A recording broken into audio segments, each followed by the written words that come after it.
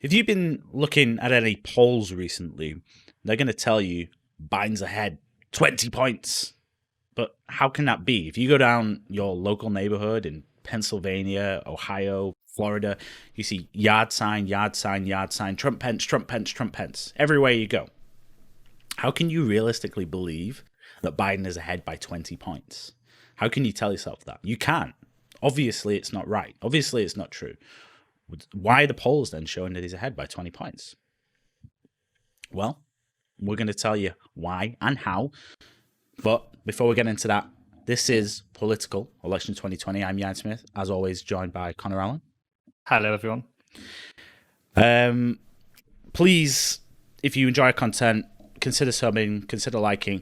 But really, the best thing you can do, just share this video. Share this video with your friends. Share this video with your family. Share it with your social medias, whoever you can, because what we're talking about now, this message is so important. What they're doing in these polls is just outrageous, and we need to get this message out as much as possible, show as many people what is going on, because they're trying to, I guess, rig. They're trying to rig the election, right? That's what's happening. So they're trying to stop Republicans from voting by making it seem like it's a foregone conclusion. Yeah, we have to get the message out there. Exactly. That's what I mean by rigged. When I'm saying rigged, we're talking about the establishment. They're trying to suppress that Republican vote. They're using the polls to do it. So John Zogby, if you haven't heard of John Zogby, he's been a pollster now for like 4 decades or something. Legendary pollster. He's got a great record. He's called spot on pretty much, like elections in like 96, 2000, 2004. He was like one of the closest at that time. The guy knows his stuff. He knows what he's talking about. But he's echoing a sentiment that I've heard a lot recently from people in the polling industry. There's always what he says. He says it's closer than you think. And he puts, at this moment in time, he puts Biden ahead 49 to 47. Right? So real close race within the margin of error. And just as well, before we move on, we've had this tweet before. This is Nate Silver. He basically saying that because Trump has that electoral college advantage, even if Biden wins by like 2 points, 3 points, Trump still wins more times than not, because Biden just stacks up all these votes in California, New York, Illinois. It doesn't matter how many votes he wins by. If he wins, he gets the thing. You know how the electoral college works.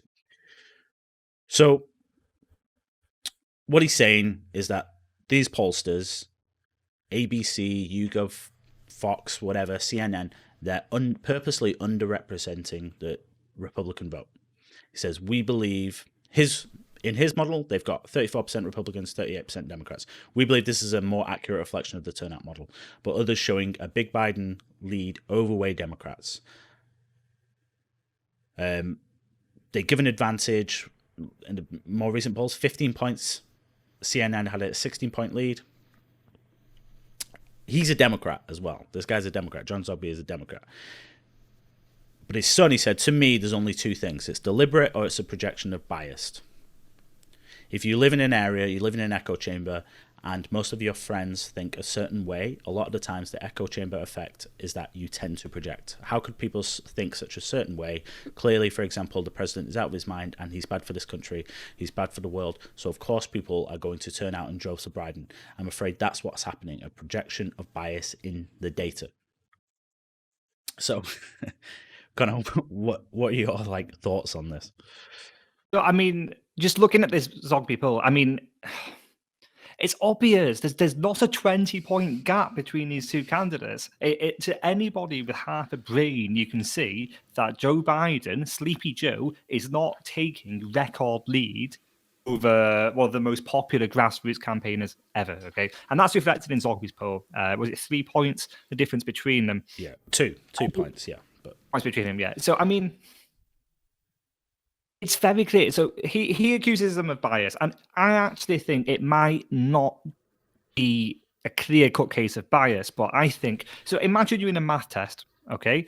But you have access. You can see how everybody else is answering, okay? So, if everybody else answers C, what are you likely to do? You're more likely to ignore your own working out to predict C, aren't you? Because there's safety in numbers. Nobody wants to be wrong, especially not when you're putting your poll predictions out in the media, out in front of millions and millions of people.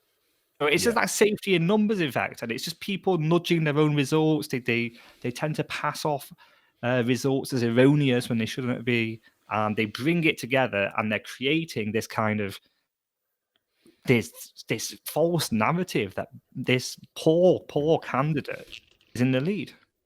Yeah, and I think, like, listen, right, the mainstream media, right, it has been infiltrated by the left. The debate commission has been infiltrated by the left. We've seen that. So, social media, big tech firms, all infiltrated by the left. Twitter, Facebook, whatever, YouTube, Google. Obviously, it's the same company, but they've all these big tech firms have this clear left bias, right? Why is it beyond the realms of possibility that these polling companies are stacked with left-thinking people, left-wing minded people? Absolutely. I was going to say, it doesn't have to be a implicit bias. It doesn't have to be a great conspiracy. It's, well, these polling companies, they're run by left-wing individuals, like all of these big firms seem to be, right? And they're, like he says, they're projecting. It's a confirmation bias. There's a confirmation bias. When they're doing the methodology, they're saying, oh, yeah, of course the Democrats are going to turn out in droves. And so this is what I'm kind of saying. In the best case scenario, it's incompetent. In the worst case scenario, I mean, as we were saying before, it amounts to an active attempt to suppress Republicans, to colour this election as a foregone conclusion, and to make you think, you the voter who are listening to us, make you think that there's no point. Because, I mean, you see this all over, don't you? Voter turnout is lower in non-swing states. Why go bother and go vote in New York if you're a Republican? Conveniently, we're starting to think that only a couple of months after we were talking about a red New York. So, Right, exactly. And if you're living in, I don't know, where might be a good example of this? Nevada, maybe, Georgia, New Hampshire, right? Those should be, not Georgia, sorry, like Virginia. Those should be like within the possibility of a Republican victory, right? You would think, like, obviously, 9 times out of 10, you probably expect them to go to Democrat, but you should still feel like, oh, yeah, it's worth voting, right? And then you look at your local polling in that state, and it goes, oh, you're actually Biden's winning by 15 points in Virginia, and you think, oh, well, do you know what? Yeah, as a Republican, really no point, is there? There's really no point. So it's not just a suppression of vote as well, though. If you think about it, you look at the donations, so the Democrats are outspending the Republicans. Biden's campaign is outspending him, like, I don't know, 2 to 1, 3 to 1. They've got all of these donations, loads and loads of donations from, big super PACs, special interests. You've got billionaires like Michael Bloomberg spending $100 million in advertisements in Florida for the Biden campaign. What does he get in return? Well, I don't know. But so it's obvious that the Democrats have loads and loads of funding channels. Trump's campaign has relied upon, as it did in 2016, grassroots funding, just Republicans, everyday ordinary Republicans. Huge enthusiasm for this guy, really want to support him, and they're putting in the donations, but obviously they're less likely to do it if they look at the polls. They say, oh, Biden's win 20%. Oh, well, I'm not going to waste my money then. Trump has no chance. Let's just go home. We'll go to bed on election night. And it just feeds into that bias mechanic, into that kind of interference mechanic, doesn't it? Because if you are a special interest lobby, if you are a social media firm who perhaps wants a certain piece of regulation passed or not passed, then you're going to put all your money with the Democrats. You're not going to put it with the guy who's been opposing you and telling the people he's doing something about you for the last 4 years. You're not going to target the guy. You're not going to approach the guy who's preventing you from your nefarious deeds and offer him money. So when you clearly see magnitudes more being spent by the Democrats, it really should send alarm bells blaring, because it could amount to an active, widespread I don't want to say conspiracy, but effort to suppress democracy right from the top down. Yeah. So I think, listen, and I want to try and keep this short and sweet because I wanted to be clear.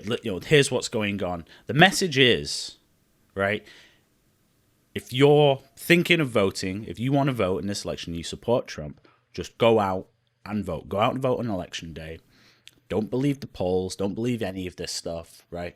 Go with where your heart is, who you think is best for you, for your country, whatever your rationale is. But just go and vote. Go and vote for Trump. Don't believe in the polls. If you wanted to donate and you're planning on donate, then donate. Because I tell you now, this is a tight race, and it could go either way. And it's a cliche, but every vote counts, and every vote is important, and more so in this election. So that's the video. That's what we're going to talk about today. Again, if you enjoy the content, give us a like, give us a subscribe. Great. Comment down below if you think we're wrong. Let us know why. But honestly, if you can, share the video, put it on your social media. It's an important message to get out. If you support Trump, it's an important message to get out. Thank you for watching, everyone.